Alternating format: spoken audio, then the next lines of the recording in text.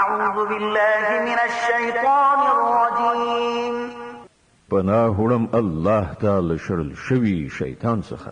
بسم الله الرحمن الرحيم د الله په نوم چې ډیر زیات مهربان پورا رحم لرونکی دی. يا أيها الرسول بلغ ما أنزل إليك من ربك وإن لم تفعل فما بلغت رسالته والله يعصمك من الناس إن الله لا يهدي القوم الكافرين. ای پیغمبره څه چې ستا د رب له لوري پر تا نازل کړی شوي دي هغه خلکو ته ورسوه. که داسې دې ونه کړل نو د هغه د پیغمبرۍ حق دې ادا نه کړ. الله د خلکو له شر څخه ستا ژغورونکی دی. باور ولره چې هغه به هیڅکله ستا په مقابله کې کافرانو ته د بري لاره ونه ښیي. قل يا أهل الكتاب لستم على شيء حتى تقيموا التوراة والإنجيل وما أنزل إليكم من ربكم وليزيدن كثيرا منهم ما أنزل إليك من ربك طغيانا وكفرا فلا تأس على القوم الكافرين. بصراحت سره وایي چې ای اهل کتابو تاسې هیڅکله کوم اساس نه لري تر څو پورې چې تورات انجیل او هغه نور کتابونه نافذ نه کړئ چې ستاسې د رب له لوري نازل کړای شوي دي. دا فرمان به چې پر تا نازل کړای شوی دی ارومرو له هغو نه د زیاترو سرغړونه او انکار زیات کړي. خو د کافرانو په حال باندې څه افسوس مه کوه. إن الذين آمنوا والذين هادوا والصابئون والنصارى من آمن بالله واليوم الآخر وعمل صالحا فلا خوف عليهم ولا هم يحزنون. مسلمان وی که يهودي صابي وي او که عیسائی هر څوک چې په الله او د آخرت په ورځ ایمان راوړي او نیک عمل وکړي بېشکه چې نه د هغه لپاره د څه ویرې ځای شته او نه د خفګان. لقد أخذنا ميثاق بني إسرائيل وأرسلنا إليهم رسلا كلما جاءهم رسول بما لا تهوى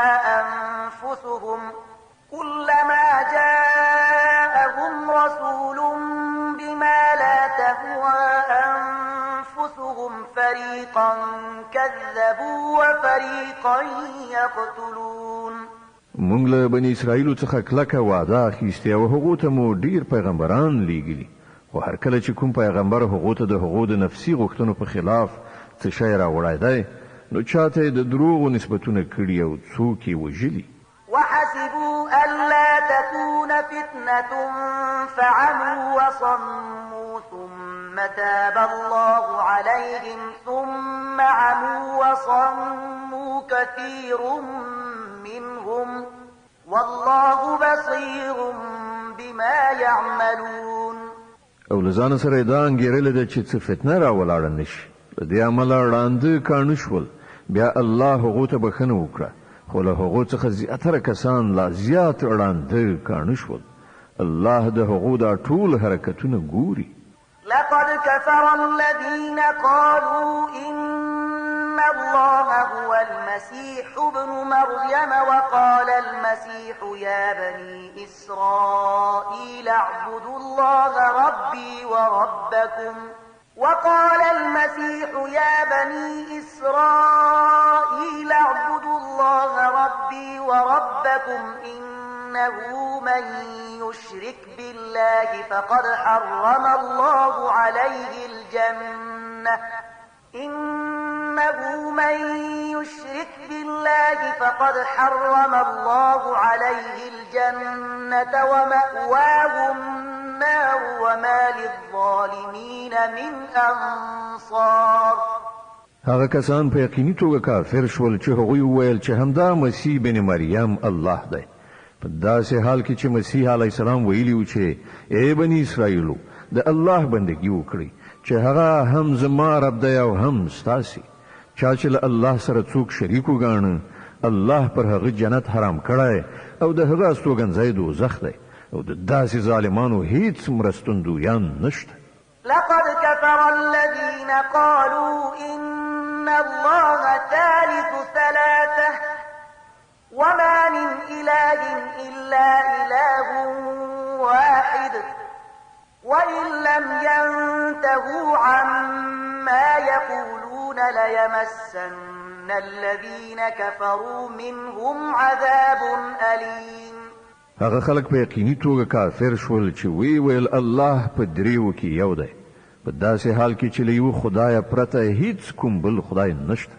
که دا خلک له خپلو دغو ویناو څخه منع نشي نو له هغوی څخه چې هر څوک کافر شوي دي هغوی ته به دردناک عذاب ورکړی شي.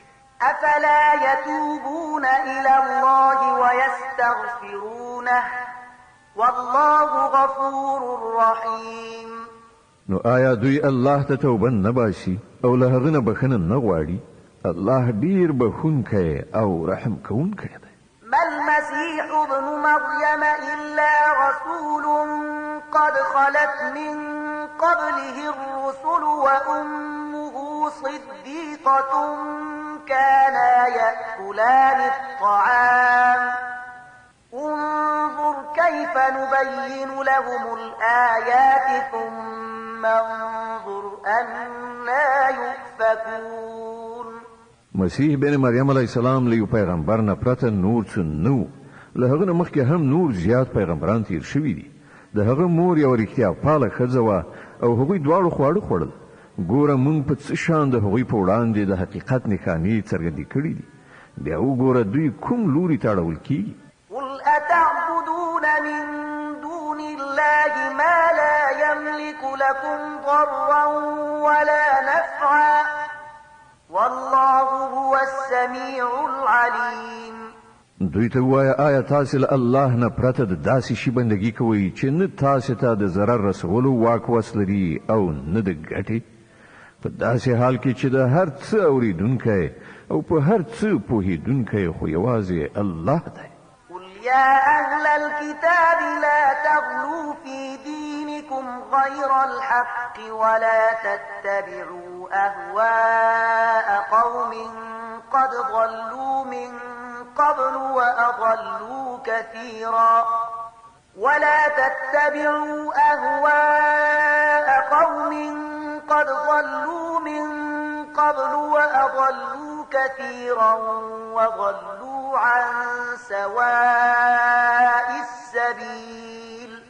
وایه ای اهل کتابو، په خپل دین کې افراط مکوئ او د هغو خلکو د افکارو پیروي مکوئ چې له تاسې نه مخکې په خپله هم ګمراه شول او ډیر نور یې هم بې لارې کړل او له سواء السبیل یعنې سمې لارې نه واوښتل.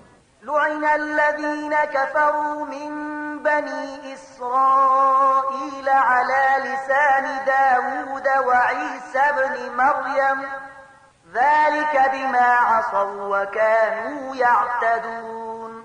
له بني اسرائیلو څخه چې کوم خلکو د کفر لاره غوره کړه پر هغوی باندې د داود او عیسی ابن مریم په ژبه لعنت ویل شو ځکه چې هغوی سرکشه شوي وو او له حده په تیري کولو یې لاس پورې کړی.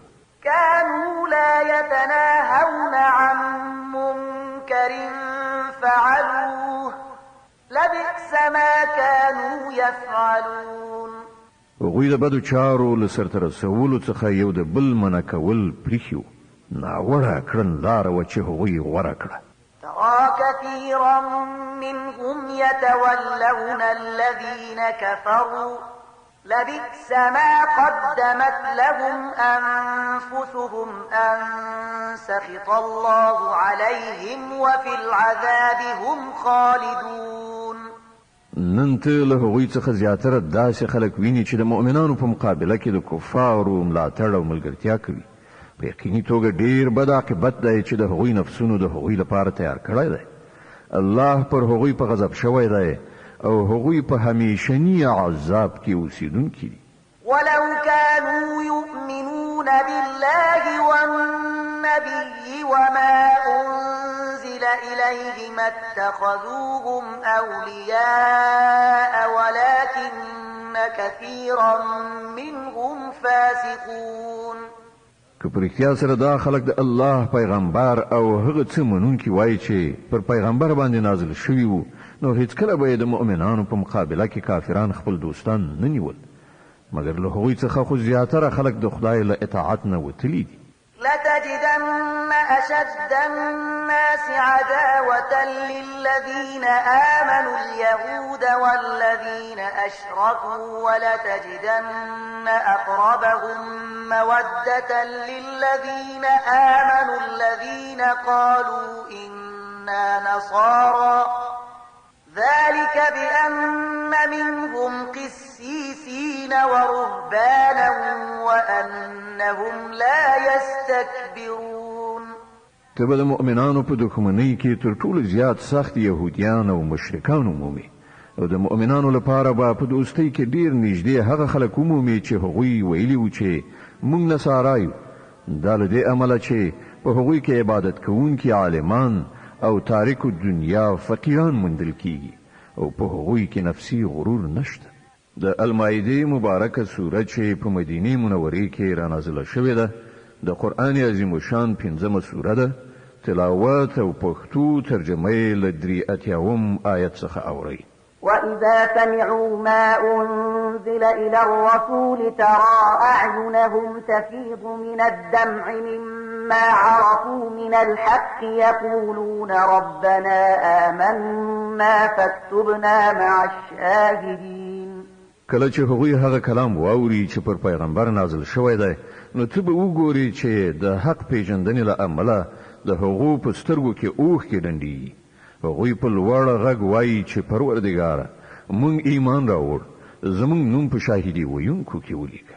وما لنا لا نؤمن بالله وما جاءنا من الحق ونطمع أن يدخلنا ربنا مع القوم الصالحين.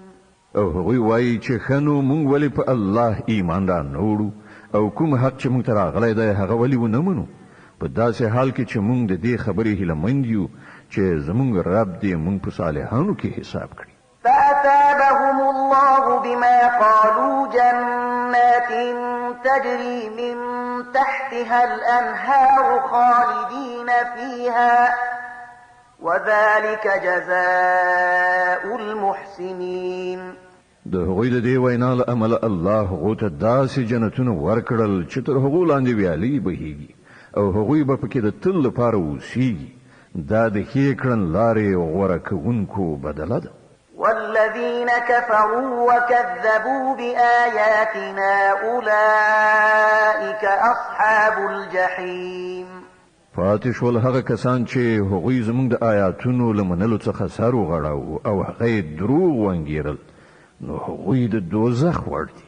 يا أيها الذين آمنوا لا تحرموا طيبات ما أحل الله لكم ولا تعتدوا إن الله لا يحب المعتدين. اے مؤمنانو کوم پاک شیان چې الله ستاسو لپاره حلال کړی دي هغه مه حراموئ او له حد نه تیری مه کوئ. تیری کوونکي د الله ډیر بدی سي. وكلوا مما رزقكم الله حلالا طيبا واتقوا الله الذي أنتم به مؤمنون.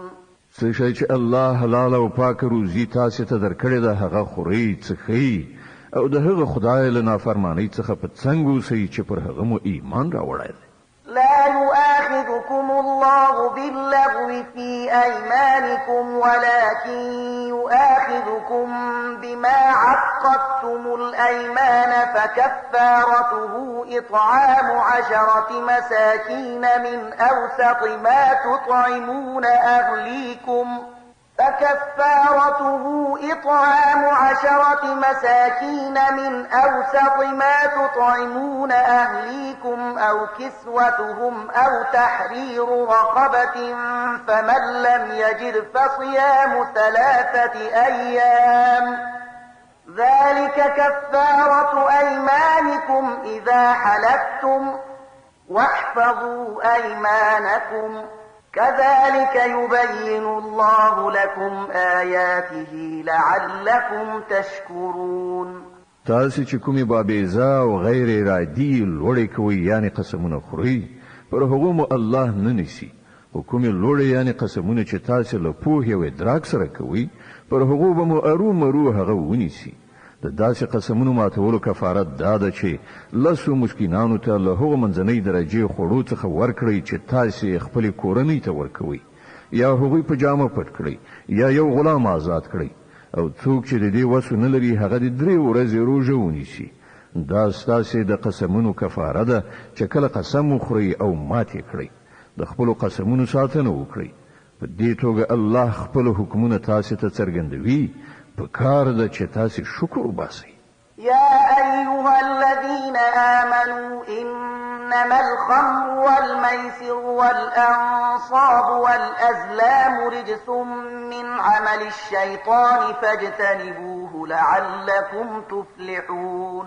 اے مؤمنان دا شراب قمار دا درشلې یعنی نسب شوي تیږې د عبادت لپاره او غشي د بخت ازمایلو په خاطر دا ټول ناولي او شیطانی کارونه دي له هغو نه ډډه وکړئ هیله ده چې تاسې ته به بری در په برخه شي. إنما يريد الشيطان أن يوقع بينكم العداوة والبغضاء في الخمر والميسر ويصدكم عن ذكر الله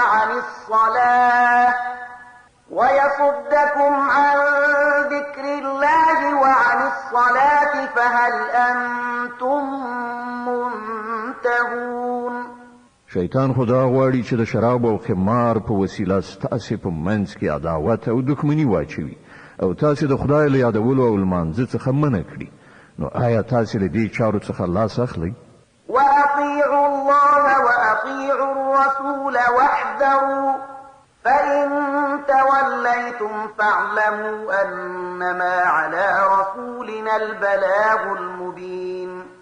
د الله او د هغه د پیغمبر خبره ومنئ او د الله او د هغه د رسول نافرمانی څخه رامنه شئ خو که تاسې حکم ته شا کړه وپوهیږئ چې زموږ پر پیغمبر د څرګند حکم رسولو مسؤلیت ليس على الذين آمنوا وعملوا الصالحات جناح فيما طعموا إذا ما اتقوا وآمنوا وعملوا الصالحات ثم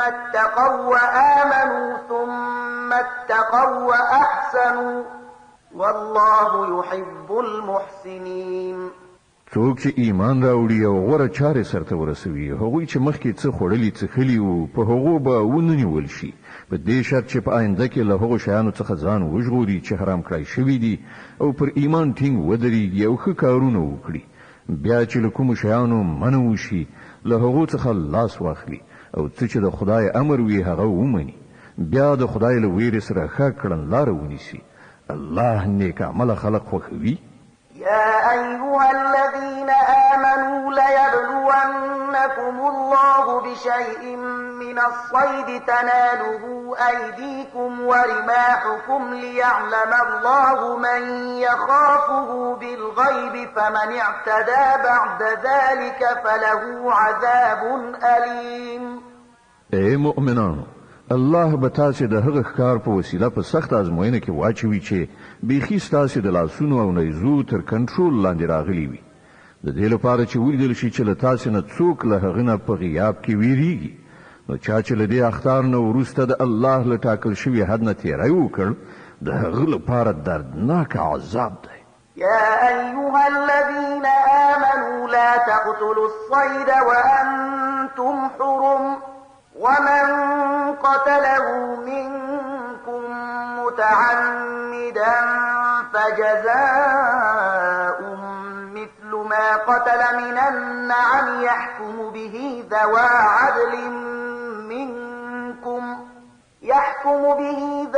عدل منكم هديا بالغ الكعبة أو كفارة طعام مساكين أو عدل ذلك صياما ليذوق وبال أمره عفى الله عما سلف ومن عاد فينتقم الله منه والله عزيز ذو انتقام.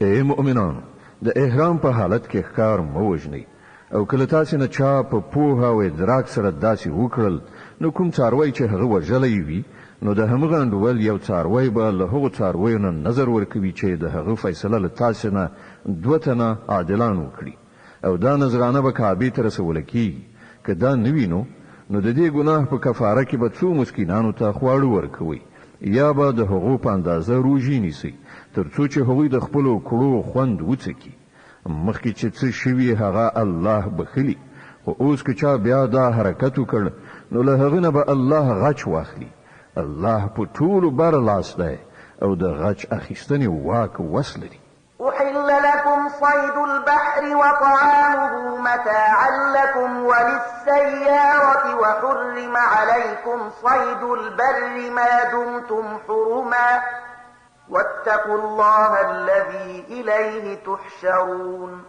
ستاسو لپاره د سمندر ښکار او خواړه حلال کړی شول هر چیرته چې تاسو تمیږئ یعنی اوسیږئ هملته هم خوراک درته روا دی او د کاروان یعنی مسافرانو لپاره د لارې توخه هم کولای شي البته د وچه ښکار تر هغه وخت پورې پر تاسو حرام کړی شوی دی تر څو پورې چې تاسو د احرام په حالت کې نو د هغه خدای له نافرمانی څخه ځان وژغورئ چې د هغه حضور ته به تاسو راغون کړی شوي ور حاضرېږئ جعل الله الكعبة البيت الحرام قياما للناس والشهر الحرام والهدي والقلائد ذلك لتعلموا أن الله يعلم ما في السماوات وما في الأرض وأن الله بكل شيء عليم الله د درناوي وړ ځای کعبه د خلکو لپاره د ټولنیز ژوندانه د سمبالښت وسیله ګرځولې او حرام میاشت د قربانۍ څاروي او د غاړې پټۍ هم چې تاسو دا قرباني پرې نښه کوئ تر څو چې تاسو ته څرګنده شي چې الله د اسمانونو او ځمکې له ټولو حالاتو څخه باخبره دی او له هغه سره د هر شي علم دی اعلموا أن الله شديد العقاب وأن الله غفور رحيم خبردار اوسئ الله په سزا ورکولو کې هم ډیر سخت دی او د دې ترڅنګ ډیر بخښونکی او رحم کوونکی هم دی ما على الرسول إلا البلاغ والله يعلم ما تبدون وما تكتمون پر پیغمبر باندې خو یوازې د پیغام رسولو مسؤلیت دی نور ستاسو په ښکاره او پټو ټولو حالاتو پوهیدونکی الله دی قل لا يستوي الخبيث والطيب ولو أعجبك كثرة الخبيث فاتقوا الله يا أولي الألباب لعلكم تفلحون ای پیغمبره دوی ته ووایه چې پاک او ناولي په هیڅ شان یو شانته نه دي که د ناپاکو ډیروالی هر څومره ستاسو لپاره جالب هم وي نو ای هوښیارانو د الله له نافرمانۍ نه ځان وژغورئ هیله ده چې بریالیتوب مو په برخه شي يا أيها الذين آمنوا لا تسألوا عن أشياء إن تبد لكم تسؤكم وإن تسألوا عنها حين ينزل القرآن تبد لكم عفى الله عنها والله غفور حليم ای مؤمنانو د داسې خبرو پوښتنه مه کوئ چې که درته څرګنده کړای شي نو تاسې ته به ناوړه خو که تاسو د هغو پوښتنه په داسې وخت کې وکړئ چې قرآن نازلیږي نو هغه به درته څرګندې شي تر اوسه چې تاسو څه کړي دي الله هغه در بخښلي دي هغه بخښونکی او د زغم څښتن دی قد سألها قوم من قبلكم ثم أصبحوا بها كافرين له تاسو نه مخکې یوې ډلې هم دا ډول پوښتنې کړې وي بیا د هغو په نه عملي کولو کافران شول ما جعل الله من بحيرة ولا سائبة ولا وصيلة ولا حام ولكن الذين كفروا يفترون على الله الكذب وأكثرهم لا يعقلون الله نه د بهیرې په نامه کوم حیوان ټاکلی نه د سائبې نه د وسیلې او نه حام چې بوتانو ته مخصوص کړی شي خو دا کافران پر الله باندې د دروغ و افتراء کوي او له هغو څخه زیاتره ناپوهان دي.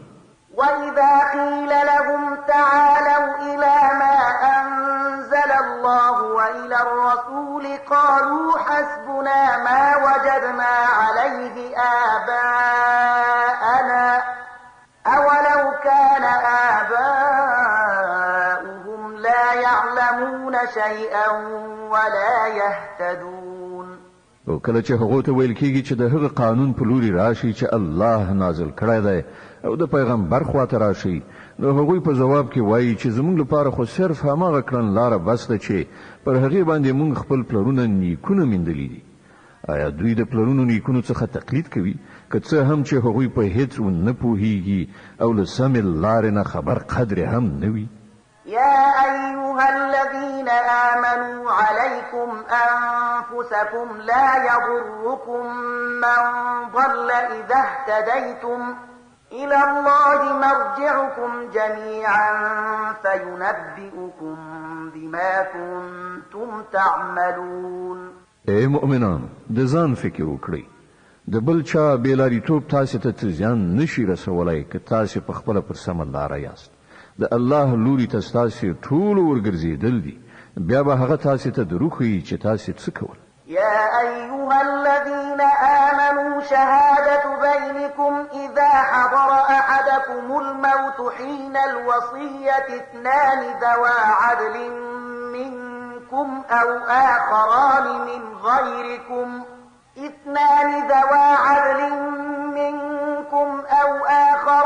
من غيركم إن أنتم ضربتم في الأرض فأصابتكم مصيبة الموت تحبسونهما من بعد الصلاة فيقسمان بالله إن ارتبتم لا نشتري به ثمنا ولو كان ذا قربى ولا نكتم شهادة الله إنا إذا لمن الآثمين. اے مؤمنانو، کله چې له تاسې نه د کوم چا د مرګ وخت راشي او هغه وصیت کوي، نو د هغه لپاره د شاهدۍ نصاب دا دی چې له تاسې نه د دوه عادلان شاهدان ونیول شي. یا که تاسې د پردیسۍ په حالت کې یاست او هلته د مرګ مصیبت مخې ته راشي، نو له غیر مسلمانانو څخه د دوه شاهدان ونیول شي. بیا که څه شک پیدا شي، نو له لمانځه نه وروسته د دواړه شاهدان په جومات کې ستانه کړی شي او هغوی د په خدای قسم وکړي ودې وایي چې موږ د څه شخصي ګټې په بدل کې د شاهدۍ پلورونکي نه یو، او که څوک زموږ څه خپلوانه هم وي، موږ د هغه مراعات کوونکي نه یو او نه موږ د خدای لپاره شاهدي پټوونکي یو. که موږ داسې وکړل نو په ګناهکارانو کې دې وشمېرل شو.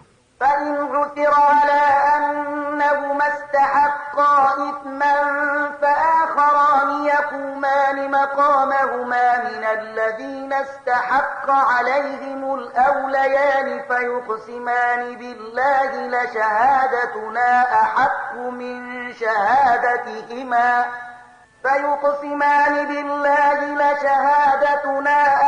من شهادتهما وما اعتدينا إنا إذا لمن الظالمين.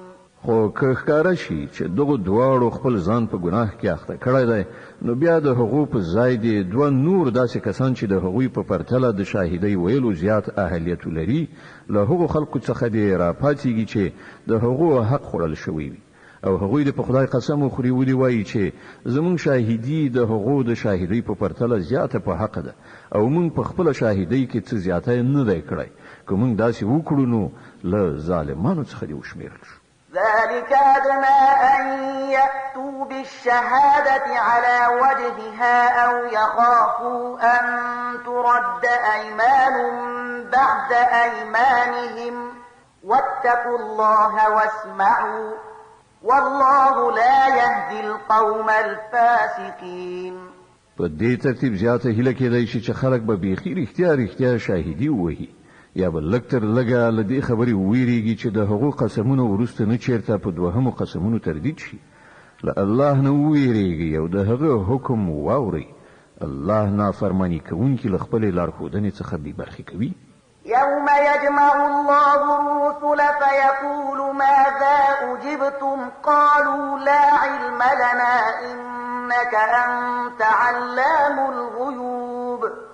په هغه ورځ چې الله ټول پیغمبران را ټول کړي پوښتنه وکړي چې تاسو ته څه ځواب درکړ شو نو هغوی به عرض وکړي چې موږ هیڅ نه پوهیږو همدا ته په ټولو پټو حقایقو پوهیږي.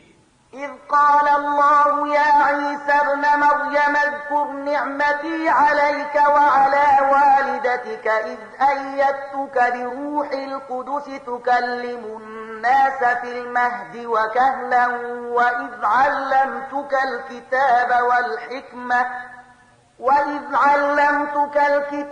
والحكمة والتوراة والإنجيل وإذ تخلق من الطين كهيئة الطير بإذني فتنفخ فيها فتكون طيرا بإذني وتبرئ الأكمه والأبرص بإذني وإذ تخرج الموتى بإذني وإذ كففت بني إسرائيل عنك إذ جئتهم بالبينات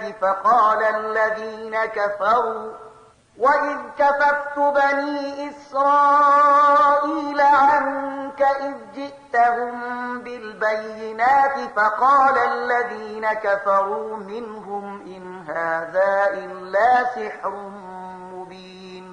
بل هغه وخت در پز رکړه چې کله الله فرمایي چې اې د مریم زوی عیسی زما هغه نعمت در یاد کړ چې ما پر تا او ستا په مور پیرزو کړیو ما په سپېڅلي روح سره ستا مرسته وکړه تا په زنګو کې هم د خلکو سره خبرې کولې او په آخر عمر ته په رسېدو هم ما تا ته د کتاب حکمت تورات او انجیل ښوونه وکړه تا زما په حکم له خټې څخه د مرغۍ جوسه جوړوله او په هغې کې د پوکی کاو او هغه زما په امر مرغۍ جوړېده تا مورزادي ړانده او پیس ناروغان زما په امر رغول تا مړي زما په امر راویستل یعنی د مرګ له حالت څخه د ژوند حالت ته راویستل بیا چې کله ته بني اسرائیلو ته له څرګندو نښانو سره ورغلې او څوک چې له هغو څخه د حق منکرانو هغوی وویل چې دا نښانې له کوډګرۍ نه پرته نور څه نه دي نو همدا ما ته له هغو څخه وژغورلې. وإذ أوحيت إلى الحواريين أن آمنوا بي وبرسولي قالوا آمنا واشهد بأننا مسلمون. او کله چې ما حواریانو ته اشاره وکړه چې په ما باندې او زما پر پیغمبر ایمان راوړي نو هغوی وویل چې موږ ایمان راوړ او شاهدان اوسئ چې موږ مسلمانان. إذ قال الحواريون يا عيسى ابن مريم هل يستطيع ربك أن ينزل علينا مائدة من السماء قال اتقوا الله إن كنتم مؤمنين.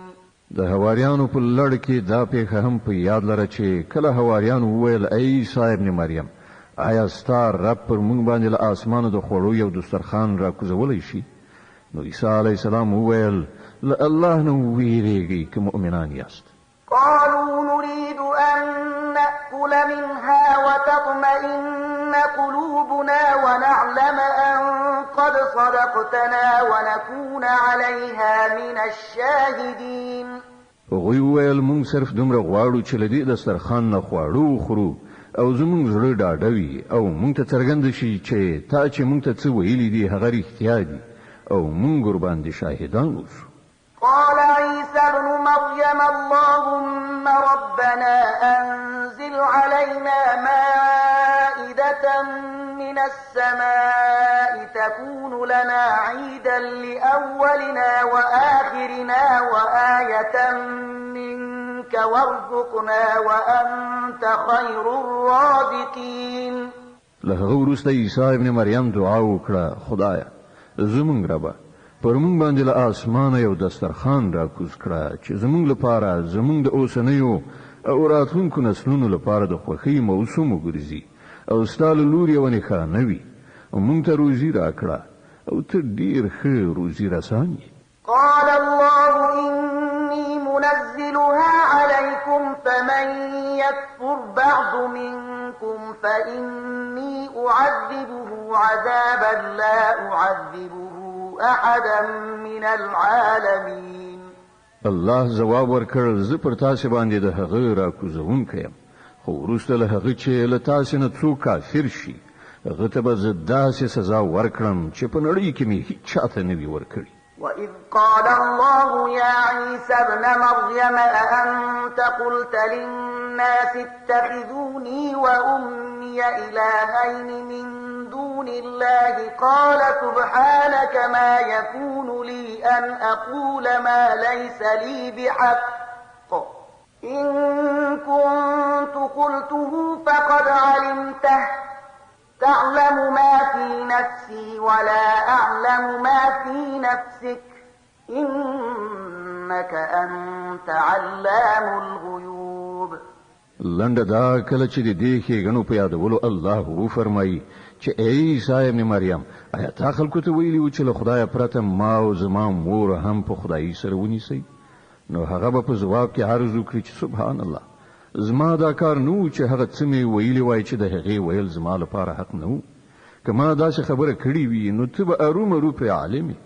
ته پوهېږې پر هغه څه چې زما په زړه کې دي او زه پر هغه څه نه پوهېږم چې ستا په زړه کې دي. ته خو پر ټولو پټو حقایقو عالم یې.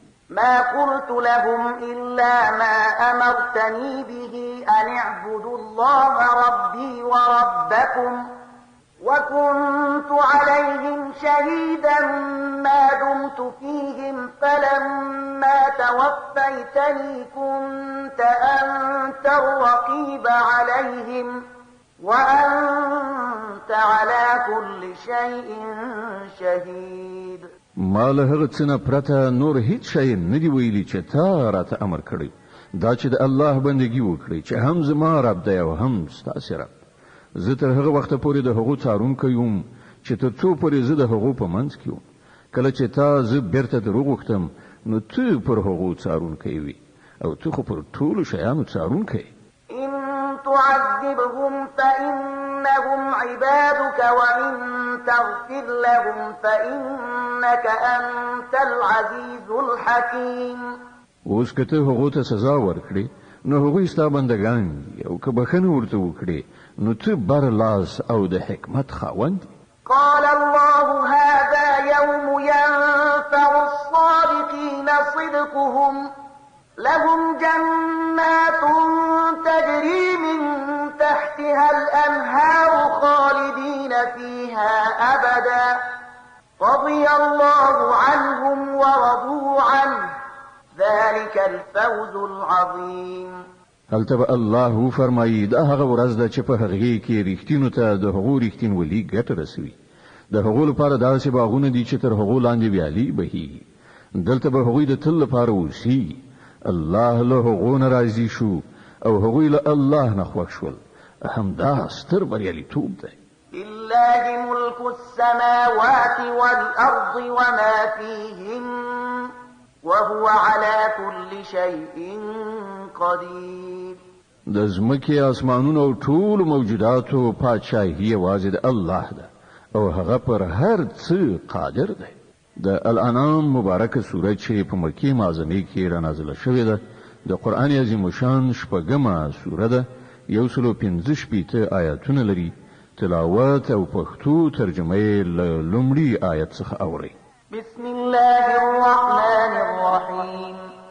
د الله په نوم چې ډیر زیات مهربان پورا رحم لرونکی دی. الحمد لله الذي خلق السماوات والأرض وجعل الظلمات والنور ثم الذين كفروا بربهم يعدلون.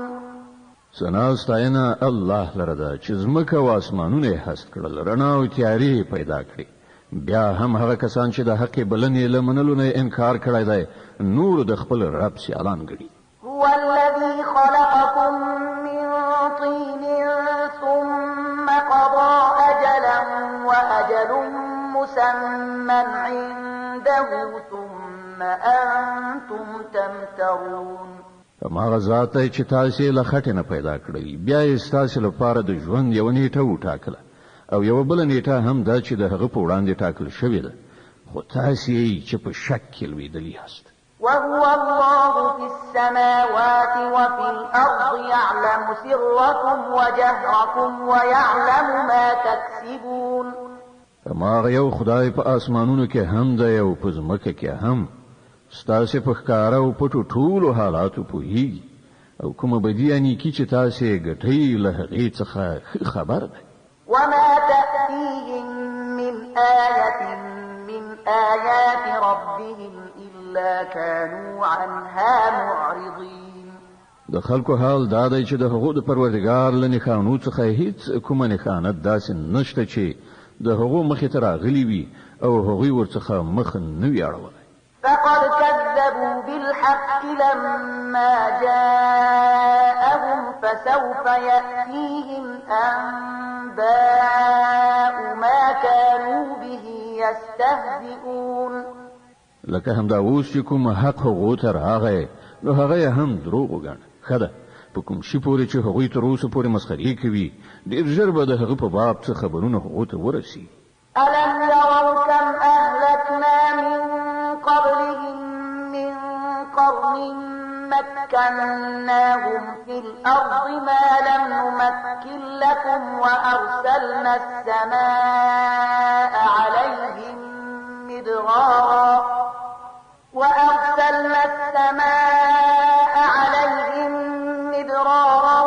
وجعلنا الأنهار تجري من تحتهم فأهلكناهم بذنوبهم وأنشأنا من بعدهم قرنا آخرين. ایا هغوی نه دي لیدلي چې له هغو نه مخکې څومره داسې ملتونه موږ تباه کړي دي چې د هر یو په خپل خپل دور کې نوم او واکمني وه. موږ په ځمکه کې هغو ته هغه وس واک وربښلی و چې تاسو ته مو نه دی دربښلی. پر هغو مو له اسمانه ښه ورښتونه وکړل او د هغو نه لاندې مو ویالې وبهولې. او کله چې هغوی د نعمت ناشکري وکړه نو په پای کې موږ د هغو د ګناهونو په مجازات کې هغوی تباه کړل او د هغوی په ځای مو د بل دور ملتونه راپورته کړل. ولو نزلنا عليك كتابا في قرطاس فلمسوه بأيديهم لقال الذين كفروا إن هذا إلا سحر مبين. ای پیغمبره کوم پر تا باندې په کوم کاغذ کې لیکلای کتاب هم نازل کړی وای او خلکو هغه په خپل لاسونو سره لمس کړی لیدلای هم وای هلته به هم هغو کسانو چې له حق څخه منکر شوي دي دا خبره کوله چې دا خو ښکاره کوډي دي. وقالوا لولا أنزل عليه ملك ولو أنزلنا ملكا لقضي الأمر ثم لا ينظرون. وای چې پر دغه پیغمبر ولې کومه پرښتہ نه ده نازله شوې. که چېرته مونږه پرښتہ راکوزه کړې وای نو تر اوسه به د وخته فیصله شوې وه. بیا هغوی ته څه مهلت نه ورکول کېږي. ولو جعلناه ملكا لجعلناه رجلا وللبسنا عليهم ما يلبسون. او که مونږه پرښتہ راکوزه کړې وای بیا مو هغه په انساني بڼه کې نازلوله او په دې ډول به مو دوی په همغه شک کې اخته کړي و چې په هغه کې اوس دوی اخته دي. ولقد استهزئ برسل من قبلك فحاق بالذين سخروا منهم ما كانوا به يستهزئون. اے محمد صلی الله علیه وسلم لتان مخکې هم په ډیرو پیغمبرانو پورې ملنډې وهل شوې دي خو پر هغو ملنډو وهونکو باندې په پای کې هماغه حقیقت مسلط کړی شو چې هغوی پرې تمسخر کاوه. قل سيروا في الأرض ثم انظروا كيف كان عاقبة المكذبين. دوی ته ووایه لږ شان د ځمکې پر مخ وګرځئ راوګرځئ وګورئ چې دروغ ګڼونکي له کوم سرنوشت سره مخامخ شوي دي. قل لمن ما في السماوات والأرض قل لله كتب على نفسه الرحمة ليجمعنكم إلى يوم القيامة لا ريب فيه الذين خسروا أنفسهم فهم لا يؤمنون. لو دوی نه ته پوښتنه وکړه په اسمانونو او ځمکه کې چې څه دي هغه د چا دي؟ وایه هر څه یوازې د الله دی. هغه د رحم او پیرزوینې کړنچاره پر خپل ځان لازمه کړې. د قیامت په ورځ به هغه تاسې ټول ارومرو راټول کړي. دا حقیقت هیڅ د اشتباه وړ نه دی. کوم خلکو چې په خپل لاس خپل ځانونه د تباهي په خطر کې اچولي دي هغوی نه مني. وله ما سكن في الليل والنهار وهو السميع العليم. د شپې په ترګمۍ او د ورځې په روښنایي کې چې څه استوګن دي ټول د الله دي او هغه هر څه اوري او په هر څه پوهیږي. قل أغير الله أتخذ وليا فاطر السماوات والأرض وهو يطعم ولا يطعم قل إني أمرت أن أكون أول من أسلم ولا تكونن من المشركين. وایا زه الله څخه پرته کوم بل څوک د ځان سرپرست ټاکم؟ هغه خدای پرېږدم چې د ځمکې او اسمانونو هستونکی دی او هغه چې روزي ورکوي روزي اخلي نه، یعنی هغه ته روزي ورکول کیږي نه. وایم ما ته خو همدا امر شوی دی چې له هر چا څخه مخکې زه د هغه په وړاندې د تسلیم سر ښکته کړم او په تاکید سره ویل شوي دي چې که څوک مشرک کیږي شي دي ته په هیڅ صورت له مشرکانو څخه مه کیږي. قل إني أخاف إن عصيت ربي عذاب يوم عظيم. وایه که زه له خپل خدای نه سر وغړوم نو ویرېږم چې په یوه لویه هیبتناکه ورځ کې به له عذاب سره مخامخ شم. من يصرف عنه يومئذ فقد رحمه وذلك الفوز المبين. په هغه ورځ چې څوک له عذابه وژغورل شو په هغه باندې الله ډېر لوی رحم وکړ او همدا څرګند بریالیتوب دی. وإن يمسسك الله بضر فلا كاشف له إلا هو وإن يمسسك بخير فهو على كل شيء قدير. که الله تا ته کوم ډول زیان ورسوي نو له هغه پرته بل څوک نشته چې تا له هغه زیان څخه وژغورلی شي او که هغه تا ته په کومه ښېګڼه ګټه در واړوي نو هغه د هر څه وس واک لري. وهو القادر فوق عباده وهو الحكيم الخبير.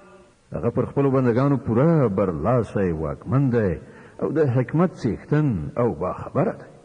قل أي شيء أكبر شهادة قل الله شهيد بيني وبينكم وأوحي إلي هذا القرآن لأنذركم به ومن بلغ أئنكم لتشهدون أن مع الله آلهة أخرى قل لا أشهد قل إنما هو إله واحد وإنني بريء مما تشركون.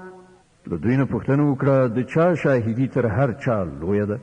ووایه زما او ستاسې ترمنځ الله شاهد دی او دا قرآن ماته د وحي په وسیله رالیږل شوی دی تر څو چې تاسې او هر هغه څوک چې دا ورته رسیږي ټول خبردار کړم.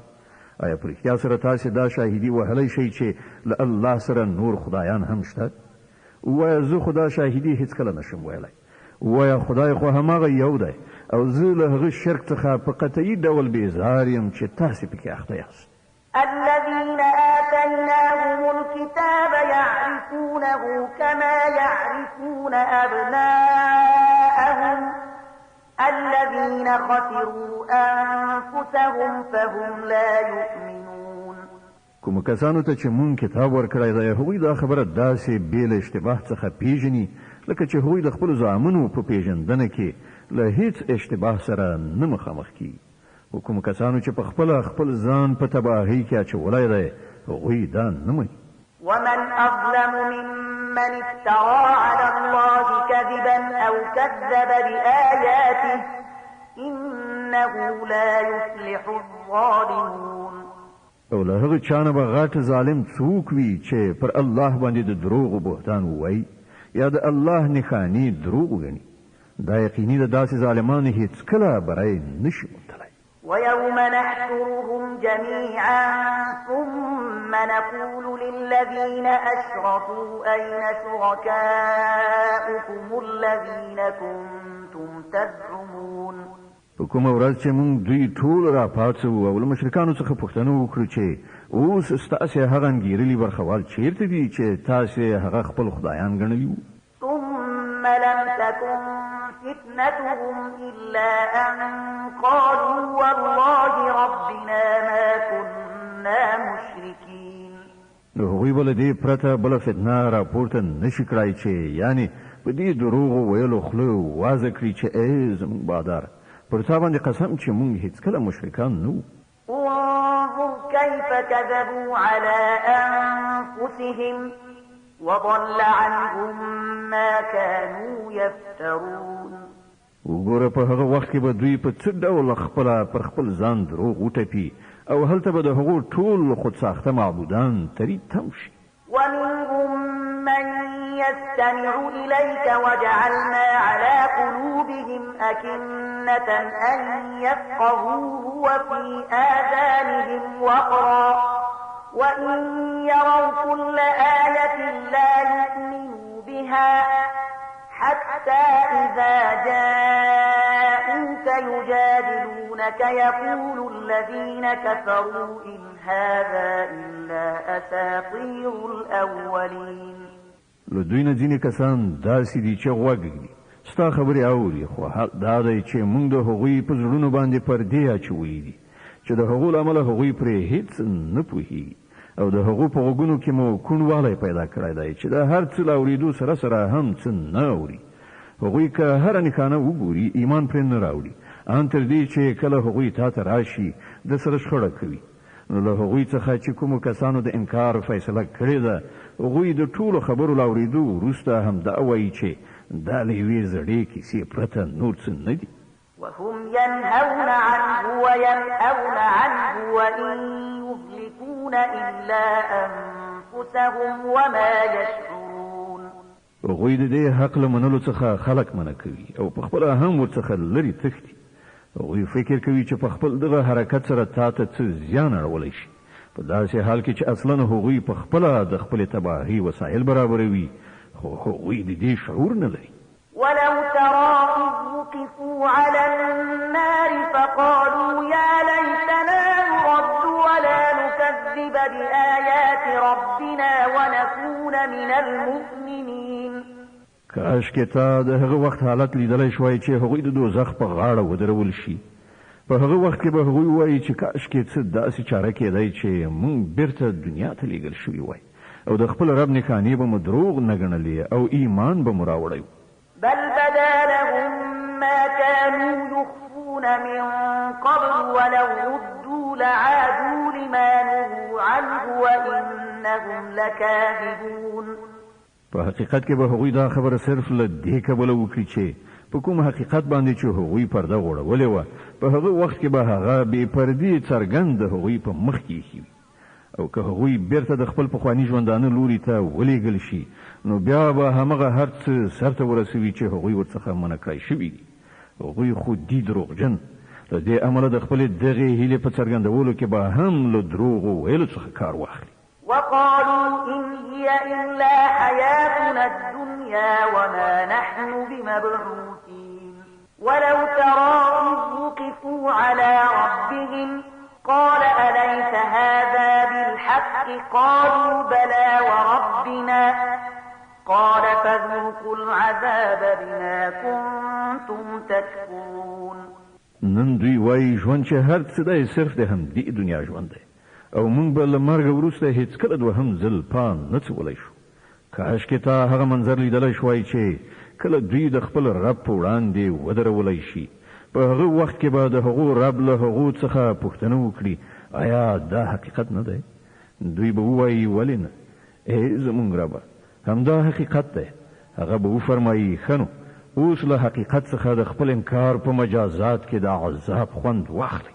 قد خسر الذين كذبوا بلقاء الله حتى إذا جاءتهم الساعة بغتة قالوا يا حسرتنا على ما فرطنا فيها وهم يحملون أوزارهم على ظهورهم ألا ساء ما يزرون. زیانمن شول هغه کسان چې له الله سره د خپل یو ځای کېدو خبرې دروغ وګڼي. کله چې په ناڅاپي ډول هغه ساعت را ورسیږي نو همدا خلک به ووایي خواشیني ده له موږ نه په دې کار کې څومره نیمګړتیا وشوه او د دوی به دا حال وي چې په خپلو اوږو به یې د خپلو ګناهو پیټی راخیستی وي. وګوره څومره ناکاره پیټی دی چې دوی په اوږو اخلي. وما الحياة الدنيا إلا لعب ولهو وللدار الآخرة خير للذين يتقون أفلا تعقلون. د دنیا ژوند خو یو لوبه او یو ننداره ده. په حقیقت کې هماغه د آخرت مینه د هغو خلکو لپاره ډیره ښه ده چې غواړي له زیانکارۍ وژغورل شي. نو آیا تاسې له پوهې څخه کار نه اخلئ؟ قد نعلم إنه ليحزنك الذي يقولون فإنهم لا يكذبونك ولكن الظالمين بآيات الله يجحدون. اے محمد صلی الله علیه وسلم، مونږ ته ښکاره ده چې کومې خبرې چې دا خلک جوړوي پر هغو سره ته ځورېږي، خو دا خلک تا نه دروغجن کوي بلکې دا ظالمان اصلا د الله له آیاتونو څخه منکري. ولقد كذبت رسل من قبلك فصبروا على ما كذبوا وأوذوا حتى أتاهم نصرنا ولا مبدل لكلمات الله ولقد جاءك من نبأ المرسلين. لتانه مخکې هم ډیر پیغمبران دروغجن ګڼل شوي دي، خو هغوی په هغه دروغجن ګڼلو او پر هغو کړاوونو باندې چې ورسول شول صبر وکړ تر دې پورې چې هغو ته زموږ مرسته ورسېده. د الله د خبرو د بدلولو وس په هیڅ چا کې نشته، او له مخکنیو پیغمبرانو سره چې څه وشول د هغه خبرونه تا ته رسېدلي. وإن كان كبر عليك إعراضهم فإن استطعت أن تبتغي نفقا في الأرض أو سلما في السماء فتأتيهم بآية ولو شاء الله لجمعهم على الهدى فلا تكونن من الجاهلين.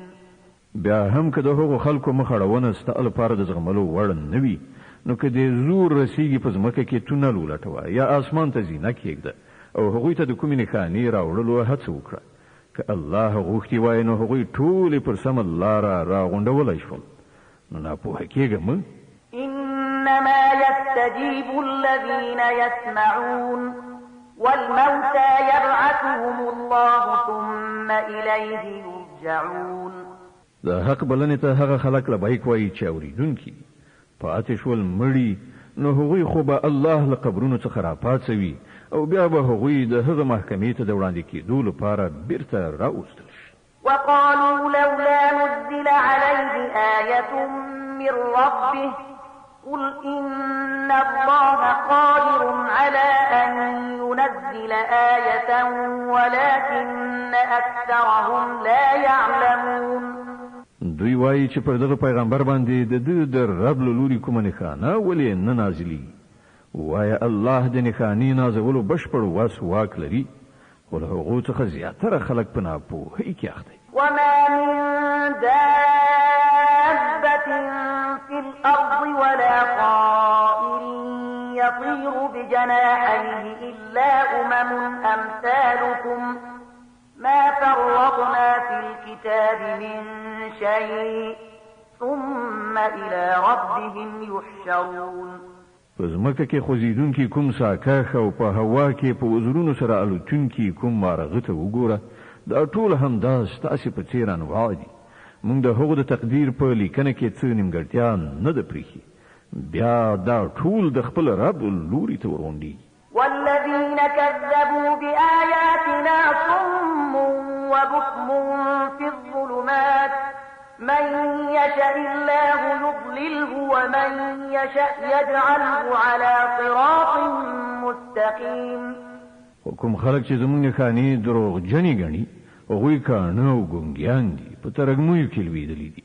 الله چې چاته وغواړي ګمراه کوي او چاته یې چې خوښه شي پر سمه لاره یې برابروي.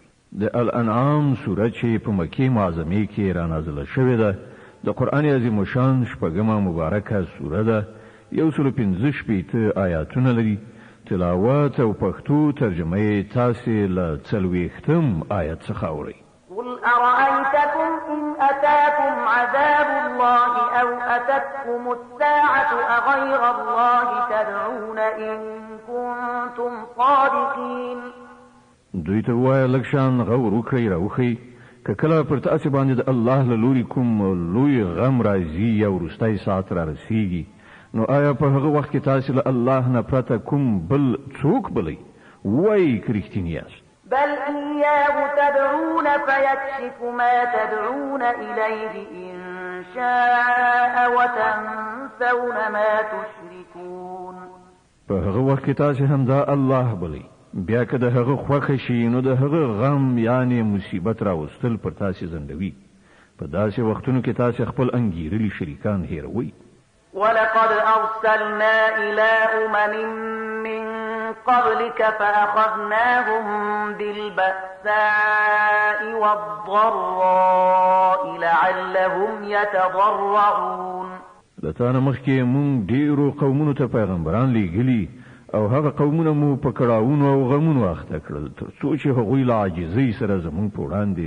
سر ښکته کړي فلولا إذ جاءهم بأسنا تضرعوا ولكن قست قلوبهم وزين لهم الشيطان ما كانوا يعملون کله چې زمونږ له لوري پر هغو سختي راغله نو هغوی ولې عاجزي غوره نه کړه خو د هغوی زړونه لا نور هم سخت شول او شیطان هغوی ته ډاډینه ورکړه چې تاسې چې څه کوئ ښه کوئ فلما نسوا ما ذكروا به فتحنا عليهم أبواب كل شيء حتى إذا فرحوا بما أوتوا أخذناهم بغتة فإذا هم مبلسون بیا کله چې هغوی هغه نصیحت هیر کړل چې ورته شوی وو نو موږ د هر ډول سوکالۍ دروازې د هغو لپاره پرانیستي تر دې پورې چې کله هغوی په هغو نعمتونو کې چې وربخل شوي وو ښه ډوب شول نو موږ په ناڅاپي ډول له هغوی ونیول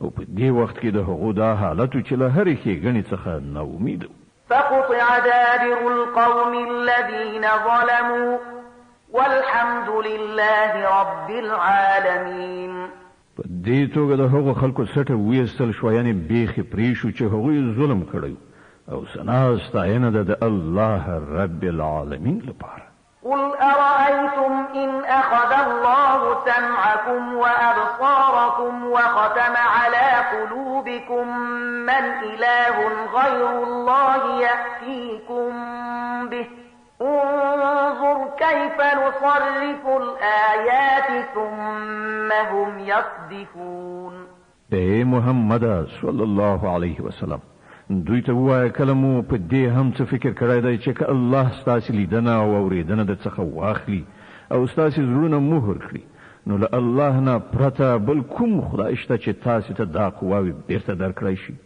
وګوره په څه شان مونږ بیا خپل نښانې دوی ته وړاندې کوو او بیا دوی ورڅخه په څه ډول سترګې اړوي قل أرأيتكم إن أتاكم عذاب الله بغتة أو جهرة هل يهلك إلا القوم الظالمون وایه تاسو کله په دې څه فکر کړی دی چې کله الله له لوري په ناڅاپي یا څرګند ډول پر تاسو باندې عذاب راشي نو آیا له ظالمانو پرته به نور څوک هلاک شي وما نرسل المرسلين إلا مبشرين ومنذرين فمن آمن وأصلح فلا خوف عليهم ولا هم يحزنون مونږ چې کوم پیغمبران لیږو د همدې لپاره لیږو چې هغوی نیکانو ته زیری ورکوونکي او د بد عمله خلکو ویرونکي اوسي نو چې کوم کسان د هغوی خبره ومني او خپله کړنچاره سمه کړي د هغوی لپاره هیڅ ویره او خفګان نشته والذين كذبوا بآياتنا يمسهم العذاب بما كانوا يفسقون او کوم خلک چې زموږ آیاتونه دروغ وګڼي هغوی ته به د خپلو سرغړونو په مجازات کې عذاب ورسي قل لا أقول لكم عندي خزائن الله ولا أعلم الغيب ولا أقول لكم إني ملك إن أتبع إلا ما يوحى إلي قل هل يستوي الأعمى والبصير أفلا تتفكرون اے محمد صلی الله علیه وسلم دوی ته وایا زه تاسو ته دا نه وایم چې له ما سره د الله خزانې دي نه زه د غیب علم لرم او نه دا وایم چې زه پرېښته یم زه خو یوازې د هغې وحي پیروي کوم چې ما ته را استول کیږي بیا له دوی نه پوښتنه وکړه آیا ړانده او سترګور دواړه برابرېدای شي؟ آیا تاسو فکر نه کوئ؟ وأنذر به الذين يخافون أن يحشروا إلى ربهم ليس لهم من دونه ولي ولا شفيع لعلهم يتقون. او اے محمد صلی الله علیه وسلم، ته د دې وحی د علم په وسیله هغو خلکو ته نصیحت وکړه چې له دې خبرې څخه ویریږي چې د خپل رب حضور ته به یو وخت په داسې حال کې وړاندې کړی شي چې له هغه پرته به هلته کوم داسې وسوال واکمن نه وي چې د هغوی ملاتړ مرستندوی وي یا د هغوی سپارښت وکړي. ښایي چې له دې نصیحت څخه په پند اخیستلو هغوی د خدای د ویرې کړنلاره غوره کړي.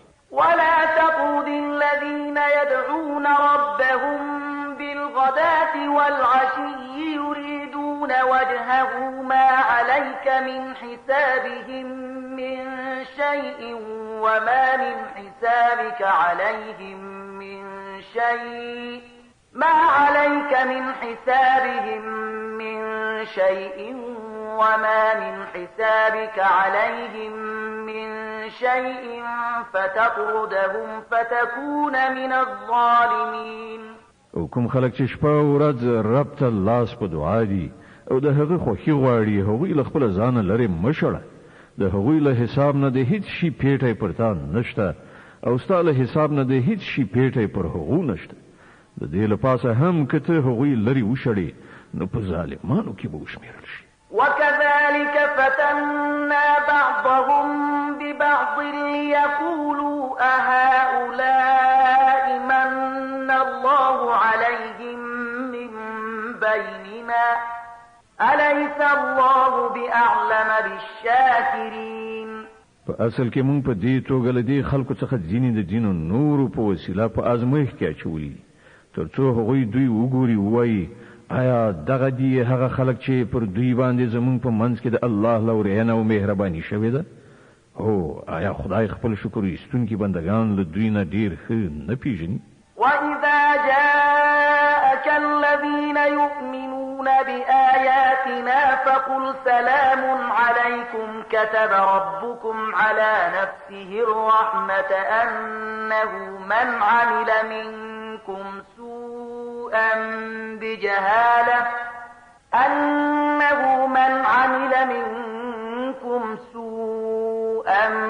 بجهالة ثم تاب من بعده وأصلح فأنه غفور رحيم.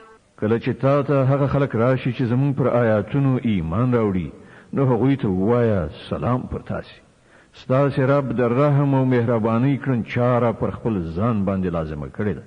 دا د هغه رحم او مهرباني ده چې کله تاسې نه څوک په ناپوهۍ سره د کومې بدۍ مرتکب شوی وي بیا له هغه وروسته توبه وباسي او خپل رویه اصلاح کړي نو هغه ورته بخښنه کوي او له نرمۍ څخه کار اخلي. وكذلك نفصل الآيات ولتستبين سبيل المجرمين. او په دې ډول مونږ خپل نښانې په ډاګه څرګنده وړاندې کوو ترڅو چې د مجرمانو لاره بیخي ښکاره شي.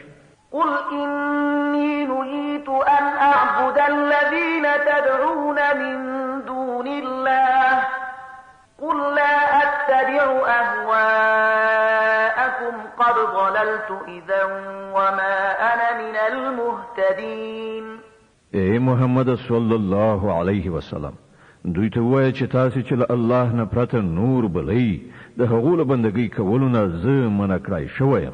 ووایه زه به ستاسې د نفسي غوښتنو پیروي ونه کړم. که ما داسې وکړل نو ګمراه شوم او د سمې لارې موندونکو څخه نه شوم. قل إني على بينة من ربي وكذبتم به ما عندي ما تستعجلون به إن الحكم إلا لله يقص الحق وهو خير الفاصلين. وایه زه د خپل رب له لوري څخه پر یو روښانه دلیل ولاړ یم او تاسې هغه دروغ ګڼلی دی. اوس زما په واک کې هغه څه نشته چې د هغو لپاره تاسې تلوار نیولی یاست. د فیصلې ټول واک د الله دی.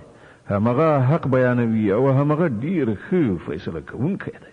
قل لو أن عندي ما تستعجلون به لقضي الأمر بيني وبينكم والله أعلم بالظالمين.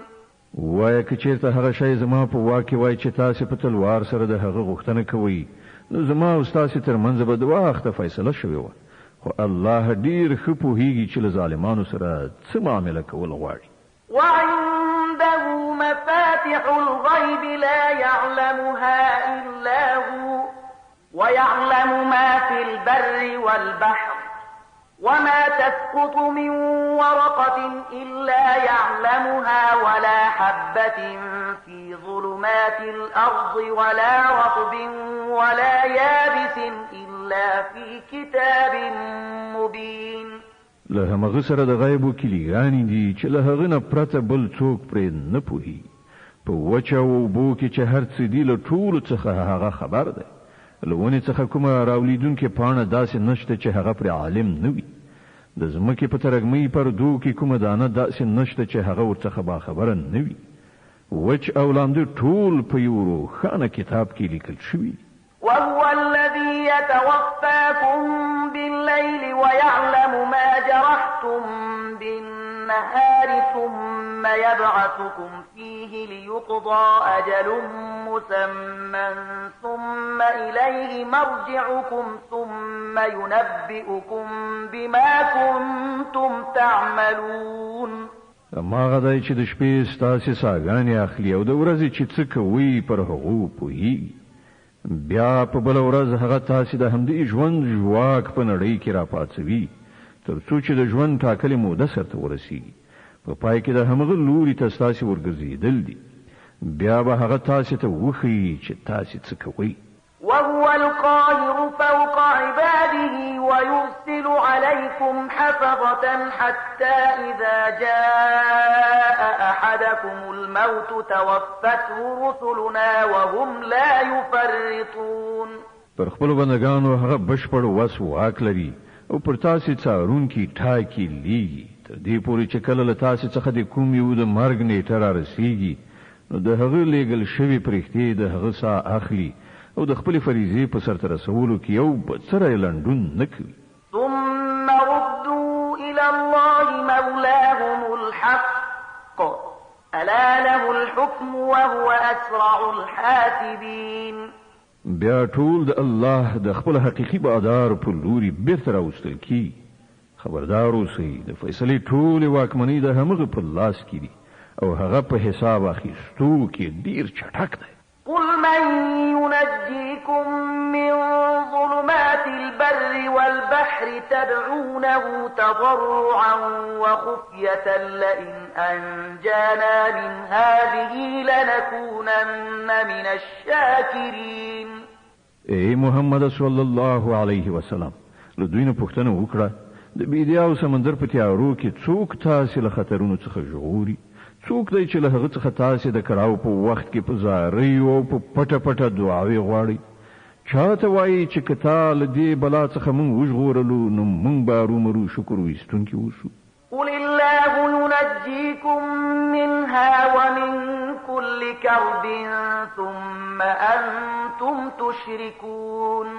وای الله تاسو ته له هغې او له بل هر کړهو څخه نجات درکوي بیا تاسو نور له هغه سره شریکان ګڼئ. قل هو القادر على أن يبعث عليكم عذابا من فوقكم أو من تحت أرجلكم أو يلبسكم شيعا ويذيق بعضكم بأس بعض انظر كيف نصرف الآيات لعلهم يفقهون.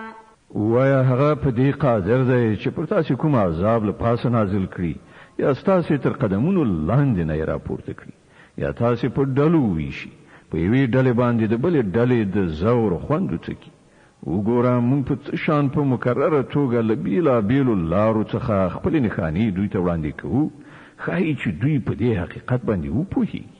وكذب به قومك وهو الحق قل لست عليكم بوكيل. ستا قوم له هغه څخه انکار کوي حال دا دی چې هغه حقیقت دی دوی ته ووایه چې زه پر تاسې باندې د محافظ په حیث نه یم مقرر شوی. لكل نبأ مستقر وسوف تعلمون. د هر خبر د څرګندېدو وخت ټاکلی دی. ډېر ژر به تاسې په خپله په عاقبت باندې پوه شئ. د الانعام سورت چې په مکې معظمې کې را نازله شوې ده د قرآن عظیم الشان شپږمه مبارکه سوره ده.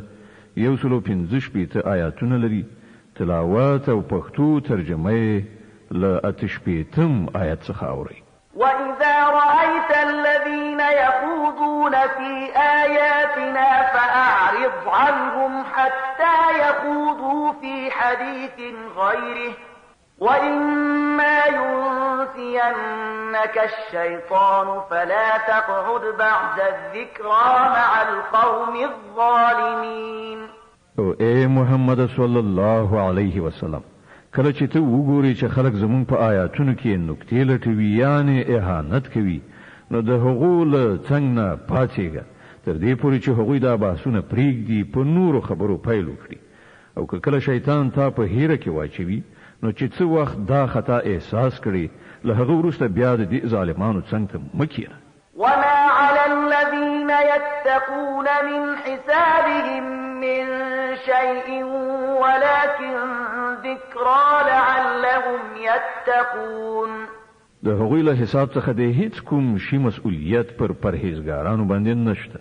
البته نصیحت کول فریضه ده ښایي چې هغوی له غلطې لارې راواوړي. وذر الذين اتخذوا دينهم لعبا ولهوا وغرتهم الحياة الدنيا وذكر به أن تبسل نفس بما كسبت ليس لها من دون الله ولي ولا شفيع وإن تعدل كل عدل لا يؤخذ منها أولئك الذين أبسلوا بما كسبوا لهم شراب من حميم وعذاب أليم بما كانوا يكفرون.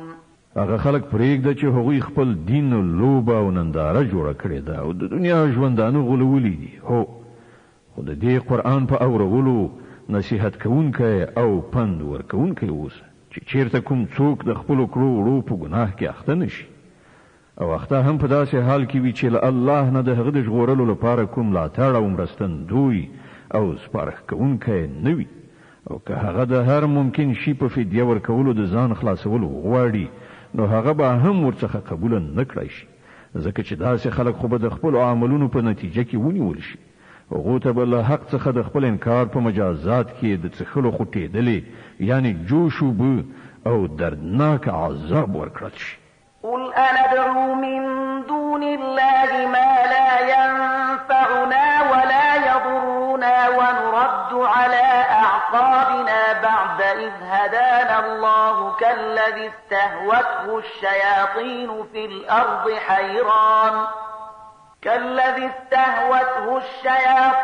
في الأرض حيران له أصحاب يدعونه إلى الهدى ائتنا قل إن هدى الله هو الهدى وأمرنا لنسلم لرب العالمين.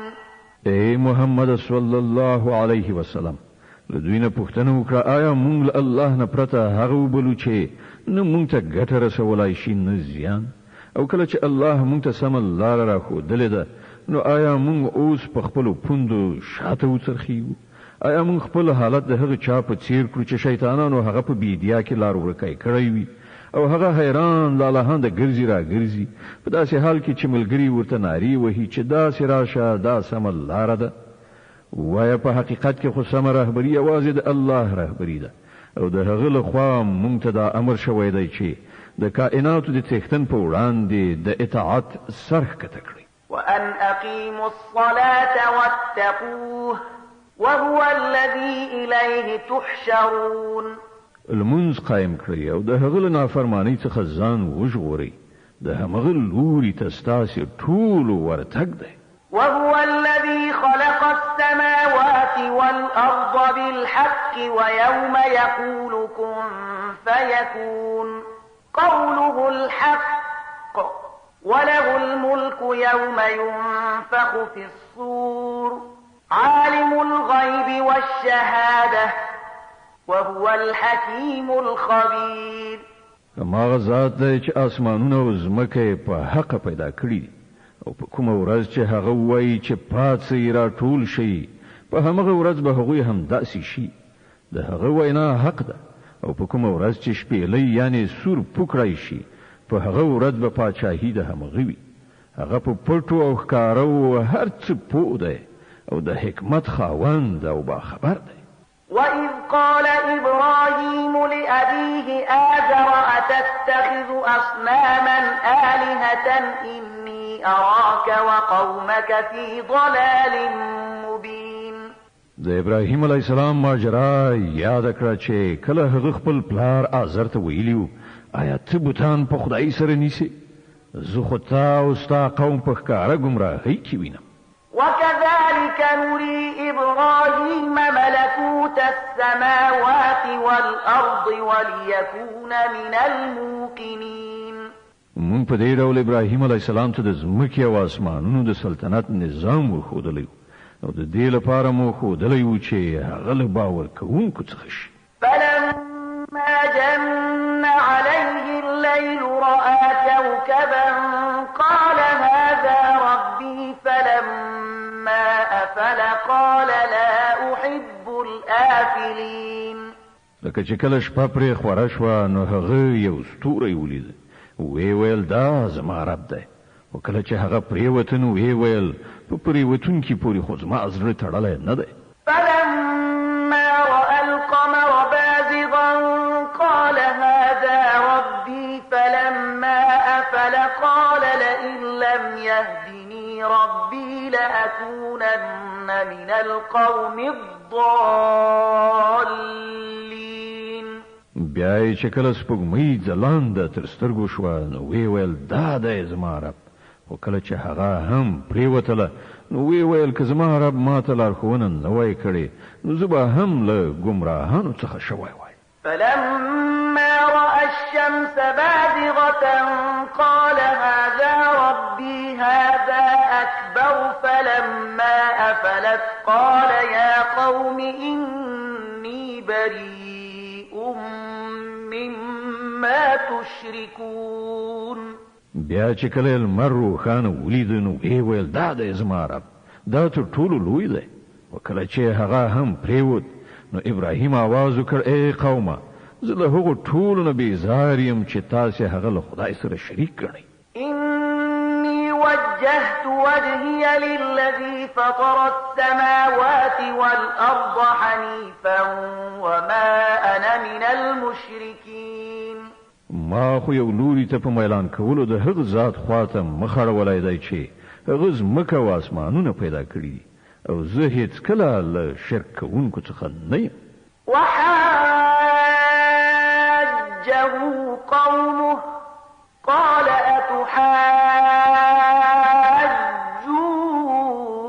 أتحاجوني في الله وقد هدان ولا أخاف ما تشركون به إلا أن يشاء ربي شيئا وسع ربي كل شيء علما أفلا تتذكرون.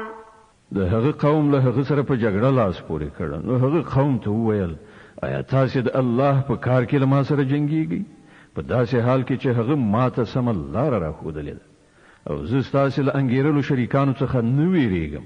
هو که زما د رب څه خوښه وي نو هغه ارومرو کېدای شي. زما د رب علم پر هر څه باندې خور شوی دی نو آیا تاسو فکرمن کیږئ نه یعنی پند نه اخلئ؟ وكيف أخاف ما أشركتم ولا تخافون أنكم أشركتم بالله ما لم ينزل به عليكم سلطانا فأي الفريقين أحق بالأمن إن كنتم تعلمون. او زه ستاسو له انګیرلو خدایانو څخه ولې ویریږم چې کله تاسو له الله سره په خدایي کې د هغو شیانو په شریکولو نه ویریږئ چې د هغو لپاره پر تاسو باندې کوم سند نه دی نازل کړی شوی.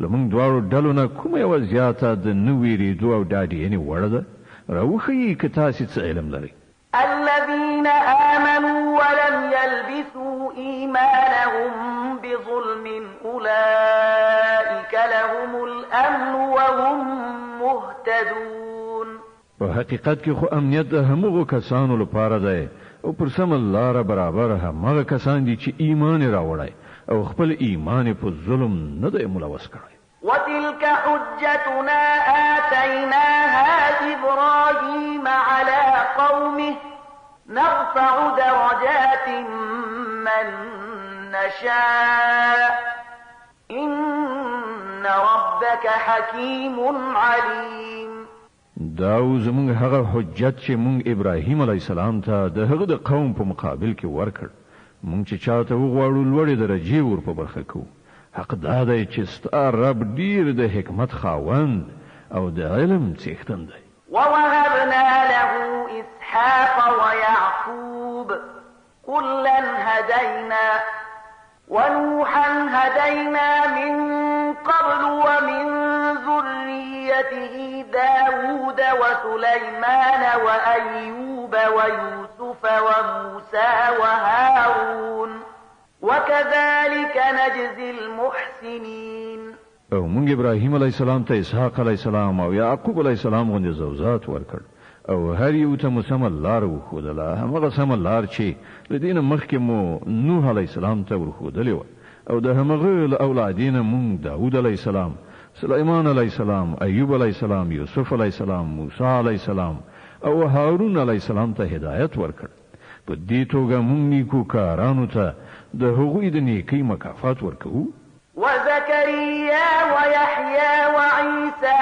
وإلياس كل من الصالحين د همغه اولادې څخه مو زکریا علیه السلام یحیی علیه السلام عیسی علیه السلام او الیاس علیه السلام ته لارښوونه وکړه هغوی ټول نیکان وإسماعيل واليسع ويونس ولوطا وكلا فضلنا على العالمين د همغه کورنۍ څخه مو اسماعیل علیه السلام یسع علیه السلام یونس علیه السلام او لوط علیه السلام ته لار وښوده له دوی نه هر یو ته مونږ پر ټولو نړیوالو لوړتیا وروبخله ومن آبائهم وذرياتهم وإخوانهم واجتبيناهم وهديناهم إلى صراط مستقيم دغه راز د هغو له پلرونو نیکونو